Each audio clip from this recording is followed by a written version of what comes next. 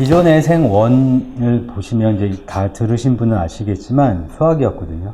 확률 통계해서 유전이 생물이 아니라 그냥 얘들 짜맞추기, 유전 드립대 수학 정석처럼 연습해서 하는 수업을 그런 식으로 시험이 많이 나왔고 3점 문제가 거기서 거의 승부가 갈렸기 때문에 애들이 뭐 수학을 하는 건지 생물을 하는 건지 모른다라는 식으로 얘기가 많이 나왔어요.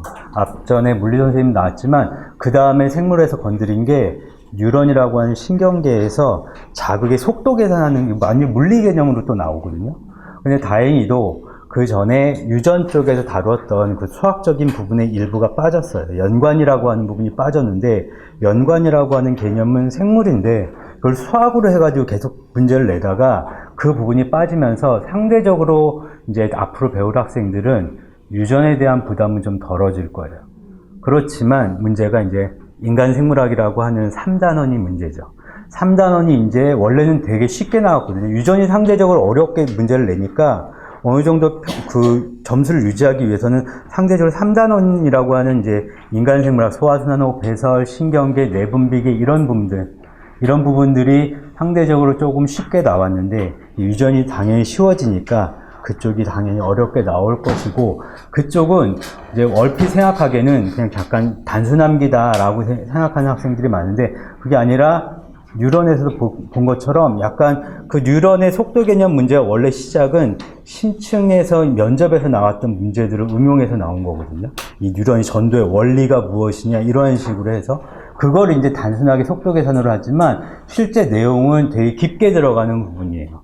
뉴런이나 이런 부분들, 면역 이런 부분들이 또 보통 대학교 면접에서 많이 얘들 제시가 되는 부분이기 때문에 유전은 거의 안 나오거든요. 면접에서는 거의 우리가 알고 있는 지식을 가지고 이게 만약에 이런 증상이 나왔을 때 너희들 어떻게 할래? 라고 하는 3단원 문제가 주로 면접에 나오기 때문에 그쪽이 얘들 강조가 되는 게 어떻게 보면 생물 쪽으로 원래대로 돌아간다라고 저는 생각을 해요. 아시다시피 물리나 화학이나 생물이나 지학 중에 애들 지금 그래도 학생들이 제일 많이 선호하고 선택하고 싶다라고 생각하는 부분들이 생물이라고 저는 생각하고 그렇게 많이 선택을 하거든요.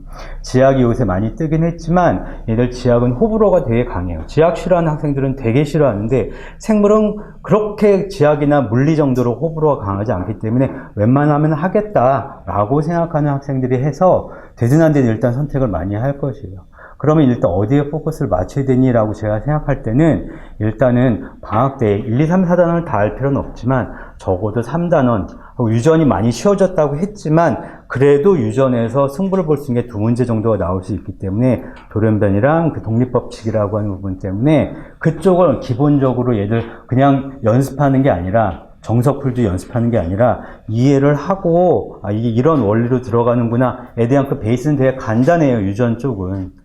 그러고 베이스를 잡아놓고 그러면 약간 깊게 들어가는 부분들은 얘들 제가 말씀드렸던 인간생물학 쪽을 좀 다루게 되면 방학 준비는 저는 효과적으로 할 수 있다라고 생각을 하거든요. 내신도 마찬가지고. 이 동네 학교들이 대부분 내신을 수특을 많이 응용을 해요. 그러니까 모의고사 스타일로 내면서 그 특별한 학교가 아닌 이상은 얘들 소위 말하는 단순함기 문제를 3대 7 정도로 섞어서 낸다라고 보거든요. 애들 부교재로 다 수특을 풀어요. 수완이나 이런 것들을 그런 식으로 내기 때문에 그런 것들을 좀 효과 있게 준비를 하려면 내신에 얘들 디테일한 부분도 준비를 하고 그런 다음에 얘들 수특이나 이런 모의고사 스타일도 그건 주로 연습이니까 연습을 준비하면서 진행을 하면 방학을 효과적으로 보낼 수 있다라고 저는 생각을 하고요. 저는 그렇게 오픈반으로 해서 많은 대강의를 그렇게 하는 스타일이 아니라 주로 팀 수업을 많이 해요. 아까 원장님도 말씀드렸지만 팀 수업, 상위권 팀 수업을 많이 하기 때문에 시작 자체를 과고나 이런 민사고나 특목고 애들 위주의 얘를 그 올림피아드, 경시 이런 수업을 위주로 제가 시작을 했기 때문에 솔직히 얘들 제 수업은 그렇게 쉽진 않아요. 쉽진 않지만 팀 수업이라는 게 보통 10에서 15명 정도가 되는데 그런 식의 하나하나의 얘들 학생들의 얘들 상태를 좀 파악은 제가 그래도 20년 정도를 수업을 했기 때문에 그런 것들에 대한 특화가 돼 있다고 해서 나름 자신을 하거든요. 그래서 얘들 상태를 보고 수업에 무조건 이번에는 어디까지 나가요가 아니라 진도 속도 조절을 해요. 그건 반마다 완전히 다르거든요. 학생마다 다르기 때문에 그런 것들을 조금 제가 좀 잘 캐치를 해서 수업을 진행하기 때문에 중상위권에서 최상위까지는 제가 어느 정도 커버를 해서, 물론 제 수업이 다 좋다는 아니겠고 모든 학생들이 좋아하진 않겠지만, 여태까지 제가 그걸 가지고 얘들 여태까지 버텼다라는 얘기는 어느 정도 그런 것들이 학생들하고 저와의 교감이 된다라는 생각이 있기 때문에, 지금도 뭐 민사고나 뭐 용인외고나 이런 또 세여고 상위권 이런 애들의 수업을 주로 팀으로 많이 하거든요. 대치동 쪽에서.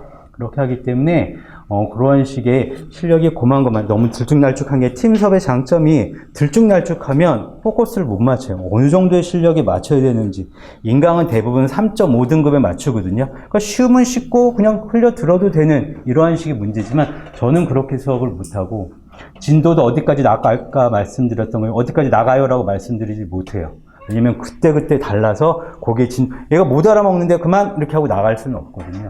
그렇게 하진 않았기 때문에 그러한 식의 좀 어느 정도 기간을 맞추는데 최대한 맞추지만, 얘들 그런 식의 조정이 융통성 있게 들어가기 때문에 그런 것들이 이제 어머니께서 조금 뭐 수업을 해보면 아시겠지만 다 이해를 해주시거든요. 그런 거에 이해가 없이 그냥 제 멋대로 하는 건 아니고 학생의 상태에 맞게 수업을 하기 때문에, 그래서 저는 주로 아까 말씀드렸던 것처럼 팀 수업을 많이 해서 그런 각각의 애기들 케어에 대해 되게 좀 약간 좀 쉽게 맞춰줄 수가 있거든요. 팀 수업의 장점이 그것이기도 하고, 그렇게 하면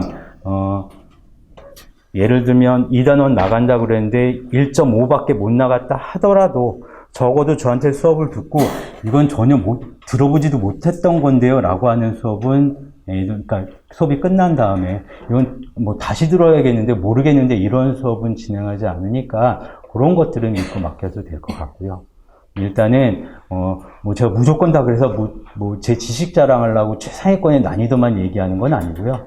시작은 쉬운 것부터 해서 차근차근 연습하는 스타일로 내신과 수능을 얘들 좀 같이 준비할 수 있도록, 그 동네 애기들은 이제 경시도 좀 많이 보는데, 그런 것들도 제가 경시 수업보다는 그런 것들도 이제 저런 스타일이 그렇게 나오는 것들이구나, 맛은 볼 수 있어. 경시 수업은 아니더라도 맛은 볼 수 있죠. 얘들 난이도 있는 문제도 제가 좀 씹어서 얘기할 수가 있고, 그러고 그다가 수업을 하면서 어떤 부분들을 예를 들면 이런 것들은 면접에도 나왔던 것들이다 해서 이런 것들도 이런 스타일로 나오는구나, 어느 정도 맛배기를 할 수 있는 그러한 식의 응용도 조금 들어가서 돼요. 그게 이제 제 수업의 장점이니까, 커리큘럼하고 얘들 그런 것들도 마찬가지뿐만 아니라 중간중간에 어머니들한테 이렇게 해서 이 정도로 나가고 애 상태가 어떻다, 뭐 이렇게 시콜콜하게 말씀드릴 수는 없지만 굵직굵직하게 어머니께 충분히 이해할 수 있도록 진도나 이런 것들을 제가